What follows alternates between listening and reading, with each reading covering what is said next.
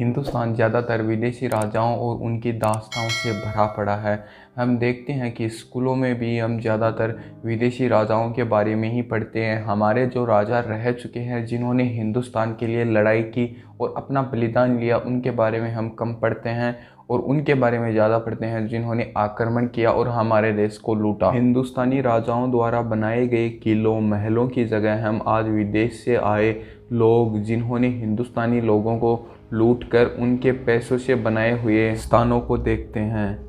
लोगों को मारना, उनका शोषण करना, यह सब तो आम बात थी। विदेशी ताकतों में काफ़ी लोग आए और लूट कर ले गए और यहाँ के लोगों को गुलाम बनाकर अपनी ज़रूरतों को पूरा करने लगे। काफ़ी विदेशी राजा ऐसे भी थे जो हिंदुस्तान आए, पर उन्हें हिंदुस्तान की संस्कृति, कल्चर और लोगों का अंदाज इतना ज़्यादा पसंद आया कि वो यहीं रह गए और लोगों का शोषण किया और सोने की चिड़िया को लूटते रहे।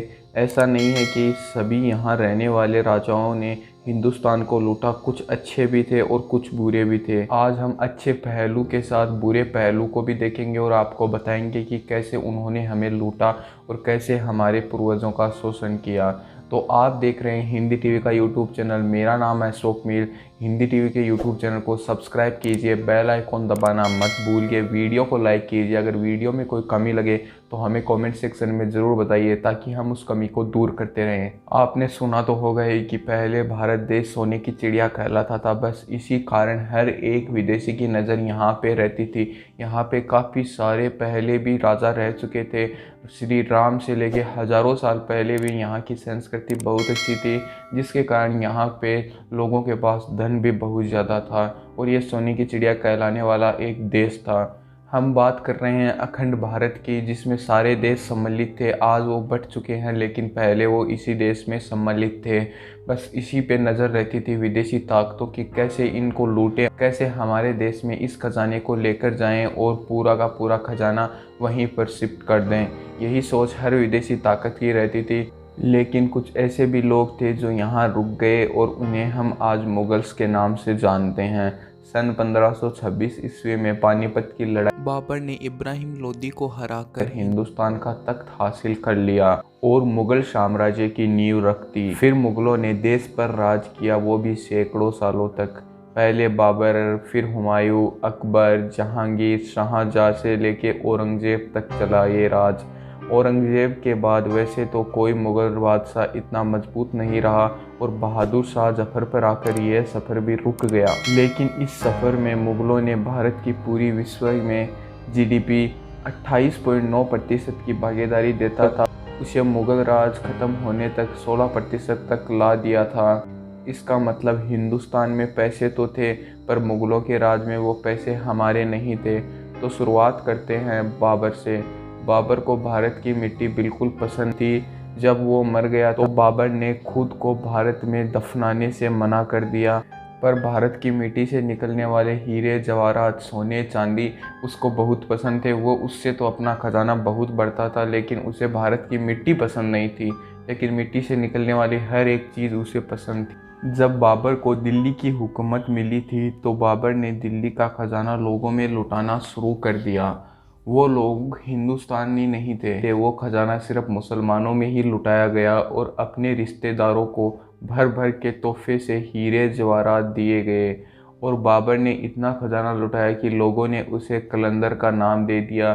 फिर आगे चलते हैं अगले बादशाह की तरफ, जिनका नाम अकबर था। अकबर ही एक ऐसा राजा था जिसने भारत के लोगों के बारे में सोचा और सती प्रथा, विधवा महिलाओं की फिर से शादी करवाना और धर्म पे लगने वाले टैक्स को ख़त्म किया और अन्य सारी कृतियों में उसने बहुत अच्छी भागीदारी ली।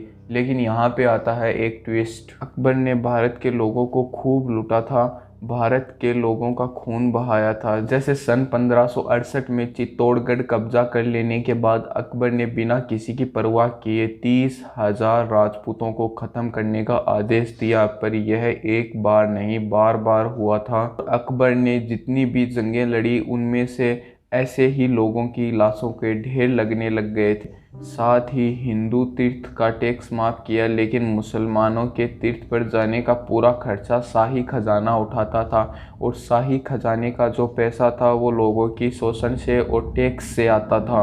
उन दिनों हर साल 15,000 यात्री हज के लिए मक्का जाते थे। मैं बताऊं कि 1576 में हज के लिए जाने वाले यात्रियों के पास उस समय की 6 लाख की खैरात गई थी। इस समय तो 6 लाख रुपए 30,000 लोगों के लिए कम है, लेकिन उस समय ये 6 लाख रुपए बहुत ज़्यादा थे। उस समय एक नाई की महीने की कमाई सिर्फ 50 पैसे और घोड़ा चलाने वाले की सिर्फ 3 रुपए थी। यह कमाई महीने की थी, न कि पूरे दिन की थी। और मुगल्स आए दिन अपनी राजधानी बदलते रहते थे। अकबर ने पुराने किलों को तुड़वाकर नए किले बनवा दिए, जिसके कारण देश का 10% रुपया तो कंस्ट्रक्शन में ही चला जाता था। इसके बाद बादशाह शाहजहाँ आया और उन्होंने भारत पर 12 साल तक हुकूमत की थी। और इस समय में शाहजहाँ ने राजधानियों को इतना बदला कि जिसकी वजह से पैसों की बहुत ही ज़्यादा बर्बादी हुई। इसके कारण उसकी हुकूमत भी खतरे में आ गई थी। इसके बाद आते हैं ताजमहल बनाने वाले बादशाह शाहजहाँ। शाहजहाँ ने सन 1628 में एक दावत रखी थी, जिसमें विदेशों से राजकुमार आए थे और विदेशी लोग आए थे। उस दावत में उसने लाखों का धन उड़ाया था। उसने अपने पसंदीदा बेगम मुमताज़ को 50 लाख रुपए तोहफे में दिए थे और अपनी बेटी को 20 लाख रुपए।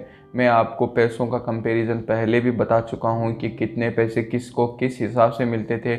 उस समय के 50 लाख रुपए बहुत ही ज़्यादा थे। जब गुजरात के कुछ हिस्सों में भयंकर अकाल आ गया था जिसमें 74 लाख लोगों की मौत हो गई थी, उस समय शाहजहाँ ने उन लोगों को सिर्फ 1 लाख रुपए ही दिए। वो 1 लाख रुपए सभी लोगों के लिए थे, न कि किसी एक के लिए। शाहजहाँ ने करोड़ों लोगों को तो 1 लाख रुपए दिए, लेकिन अपनी बेगम को ही 50 लाख रुपए दे दिए। इस महामारी में बहुत से लोगों की मौत हुई थी। शाहजहाँ जब गुजरात के दक्षिणी इलाकों पर युद्ध कर रहा था, उसी कारण वहाँ की फसलें लाखों की सेना ने खराब कर दी और वहाँ के किसानों को महामारी में धकेल दिया। शाहजहाँ की वजह से किसानों की मौत हुई। वो किसानों की संख्या पूरी 74 लाख बताई जाती है। सोचिए, अकाल के कारण 74 लाख। वो अकाल कोई प्राकृतिक नहीं, किसी मानव द्वारा ही किया गया था। उसका नाम था शाहजहाँ। और इतने करोड़ों लोगों के लिए उसने सिर्फ 1 लाख रुपए दिए और अपनी मुमताज़ के लिए उसने 50 लाख रुपए दिए। और शाहजहाँ यहाँ भी नहीं रुका। शाहजहाँ ने ताजमहल और विको थ्रोन बनाया था।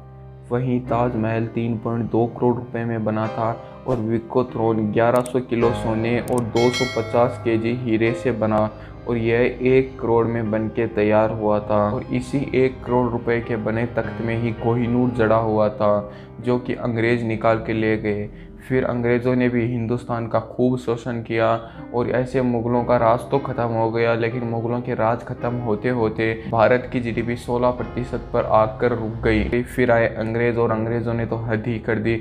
उन्होंने भी देश को खूब लूटा, लेकिन उन्होंने देश को लूट के अपने देश में ले गए और वहाँ पे लोगों को अमीर कर दिया, लेकिन हमारे देश के लोगों का खूब शोषण किया। हिंदुस्तान का पहले गुलामी में खूब शोषण किया गया, वरना हिंदुस्तान भी एक सोने की चिड़िया कहलाता। मुगल राजाओं ने काफ़ी सारे ऐतिहासिक इमारतें भी तोड़ी थी। मैं आपको बता दूं कि इंडिया में सबसे ज़्यादा ऐतिहासिक मंदिर दक्षिणी राज्यों में है, लेकिन बताते हैं कि उत्तर के साइड के राज्यों में भी खूब सारे मंदिर थे, लेकिन मुगलों ने इतने मंदिर तुड़वा दिए कि लोगों ने मंदिरों को छोटा कर दिया और मंदिरों को बनाना भी बंद कर दिया था उनके डर से।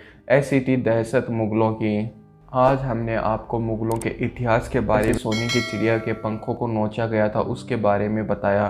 तो आपको कैसा लगा ये वीडियो? अगर वीडियो अच्छा लगा तो वीडियो को लाइक कीजिए, हिंदी टीवी के यूट्यूब चैनल को सब्सक्राइब कीजिए, और अगर हमारे से वीडियो में कोई कमी रह चुकी है तो हमें कमेंट सेक्शन में ज़रूर बताइए।